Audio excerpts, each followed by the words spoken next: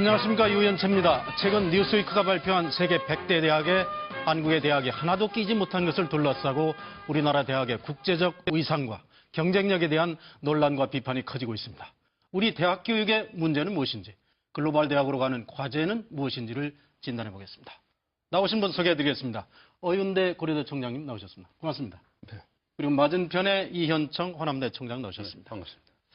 어윤대 총장님은 최근 여러 가지 화제를 부리시고 계신데, 임기 사상 가장 최대 액수의 기부금을 모았다고도 하고, 또 책임 경영제를 도입하고, 오늘 프로그램 중에 여러 가지 유익한 말씀 듣고요. 또 이현청 호남대 총장께서는 그동안 8년 동안 한국대학교육협의회 사무총장으로 일하시다가 몇 달 전에 지방대 총장으로 지금 취임하셨는데 오늘 여러 가지 유익한 말씀 듣겠습니다. 네. 최근 그 앞에서도 지적을 했습니다마는 뉴스위크가 선정한 세계 100대 글로벌 대학에 우리나라 한국대학이 하나도 끼지 못해서 논란이 되고 있는데 두 분 총장님께서는 이번 뉴스위크의 평가 어떻게 받아들이고 계십니까? 총장님. 당연한 결과입니다. 왜냐하면 뉴스위크 지금 세계 대학을 평가하고 있는 기관이 두 개였습니다. 네. 런던에서 나오는 더 타임즈라고 하는 일간지에서 나오는 거고요. 상해에 있는 상해 교통대학에서 그동안 학교 랭킹을 매겼습니다. 네. 이번에 뉴스위크는 이와 같은 그 랭킹에 추가해서 얼마만큼 대학교가 개방되어 있고 다양한가 하는 지수를 보기 위해서 네. 국제화 지수에 대한 비중을 많이 넣었습니다. 네. 근데 국제화 지수의 큰 비중이라고 하는 것은 그 학교에 와 있는 외국인 교수 숫자가 전체 교수의 비중이 얼마인가, 그리고 학생 수가 얼마인가 네. 하는 측면에서 가산점을 많이 주고 있는데 네. 한국의 대학교가 그렇게 할 수가 없죠. 왜냐 그러면은 싱가포르 국립대학의 경우에는 영어로 강의를 하니까 네. 대학원 학생의 50%가 외국 학생이고 네. 교수가 50%거든요. 예. 한국에는 그렇지 않으니까 예. 아무리 연구 업적이 좋다 하더라도 예. 100대 대학의 뉴스위크의 랭킹엔 오를 수가 없습니다. 네. 그러나 상해교통대학이나 더 타임즈에는 다른 요소도 포함이 되어 있기 때문에 가능하지 않을까 그런 생각을 네. 하기 때문에 결과에 대해서는 그렇게 놀라지 네. 않고 있습니다. 여러 여건상 당연히 받아들일 수밖에 없다 이런 말씀이신데 이현청 총장님은 어떤 의견이신가요? 네, 저도 동감입니다. 네. 특히 우리나라의 경우는 그동안 이 국제화나 세계 경쟁력에 대해서 상대적으로 네. 그렇게 관심을 많이 기울이지 못한 것이 현실이었고 또 구조적인 측면에서도 여러 취약점이 많습니다. 그렇기 네. 때문에 이 결과는 당연한 결과라고 이렇게 보는데 다만 아쉬운 것은 이번에 지표 수에서 그 가중치 부여 부분에서 국제화 부분이 상당히 높아져서 네. 저희들이 취약한 부분이어서 아쉽게도 100위에 들지 못했다 이렇게 보고요. 네. 200위권에 든 대학이 적어도 한 5, 6개가 있기 때문에 네. 향후는 분명히 100위권 대학이 곧 나올 것이다 이렇게 네. 보고 있습니다.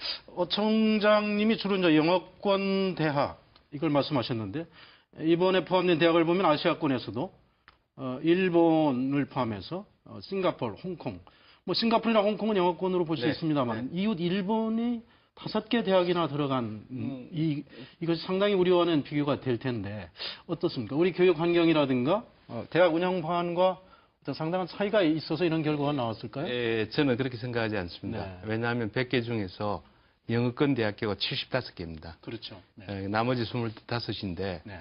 아시다시피 GNP 경제 수준으로 보면 벌써 일본이 2위거든요. 네. 그러니까 영국이나 호주에 비해서 훨씬 더 5이 아니라 10명 이 정도 10개 대학교가 네. 들어갔어야 되지 않느냐 그런 생각을 하고 있습니다. 네.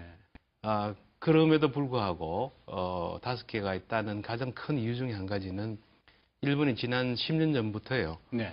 외국 유학생들을 네. 받아들이고 있습니다. 네. 한국에는 지금 정부에서 돈을 주면서 외국 학생을 받아들이고 있는 숫자가 네. 약 120명밖에 되지 않는데 일본은 1년에 10,000명의 학생을 정부 장학생으로 외국에서 받아들이고 있으니까 네. 국제화 지수가 높아질 수밖에 없죠. 네. 그리고 동경대학이나 교토대학, 오사카 이런 대학들은 정부가 엄청난 돈을 투입을 하면서 네. 연구에 대한 투자를 많이 해왔습니다. 국력에 따라서 저는 도리어 일본이 적다고 생각을 하고 있고 네. 한국의 경제가 이제는 10위권으로 들어가기 때문에 네. 시간 문제입니다. 네. 그 뉴스위크가 적용한 기준을 좀 대입을 해서 우리 국내 대학 수준을 좀 짚어볼까 하는데, 특히 이제 뉴스위크의 글로벌 기준 가운데 좀 전에도 말씀하신 외국인 학생 비율, 외국인 교수 비율, 이것이 중요한 그 기준으로 돼 있고, 근데 사실 우리나라만 해도 1년에 수많은 사람들이 외국 대학으로 유학을 가고 있는 실정인데, 과연 외국 학생 중에 우리 대학으로 오고 싶어 하는 학생들이 있을까? 그리고 만약 온다 하면은 그들을 수용할 만한 우리들의 그 강의가 글로벌 수준에 있는 것인지, 이런 문제도 좀 짚어봐야 되지 않을까, 이런 생각을 합니다만. 유학을 받아들이려 그러면 여러 가지 요소가 필요합니다. 제일 큰 것이 학생이 유학을 왔을 때 공부를 할 수 있어야 될 텐데, 네. 한국말로 가르친다고 가정했을 때 과연 올 수 있을 것인가 네. 하는 그것이 가장 큰 이유고요.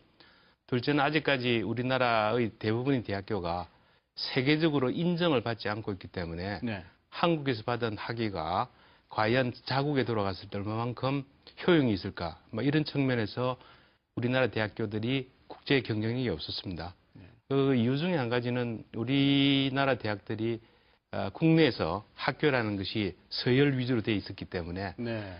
국내 서열에 만족하고 소위 요사이 개방화되고 있는 사회에서 국제 경쟁력에 대한 이런 개념들이 네. 없었다고 볼 수 있겠습니다. 네. 이런 면에서 우리가 자성을 해야 되겠고요. 네. 우리나라 문화가 높고 또 해야 될 일들 많지만은요.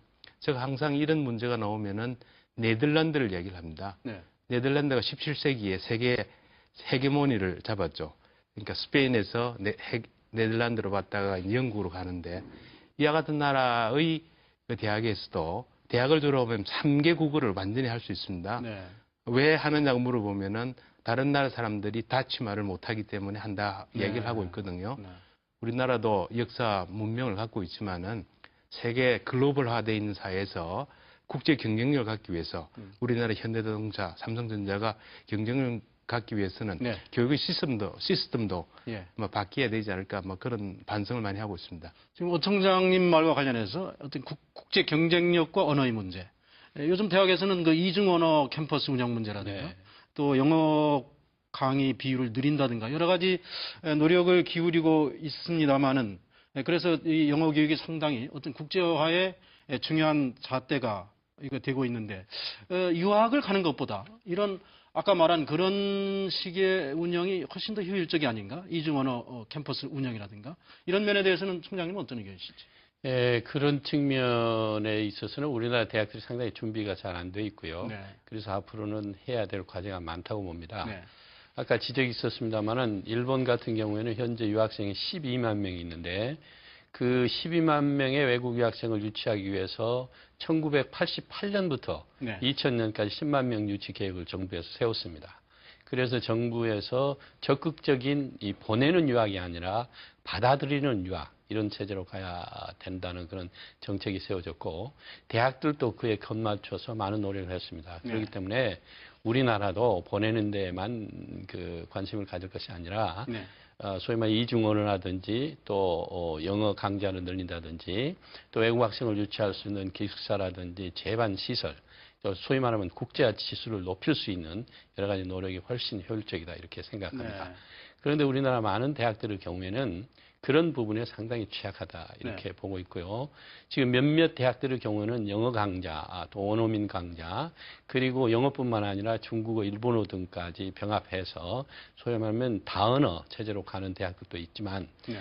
이건 지금 시작에 불과하다고 생각합니다. 고려대학의 경우는 영어 강의 비중이 어느 정도입니까? 지금 현재 지난 학기에 그건 31%입니다. 상당히 높은 수준인가요? 예, 일문과의 경우에는 일본말로 일본어를 가르치고 있는데 95%입니다. 네. 그래서 앞으로 4년 이후에는 고대는 60%가 영어로 외국어로 강의하게 알겠습니다. 됩니다. 그러면 이제 졸업하면은 그 듀얼 랭귀지를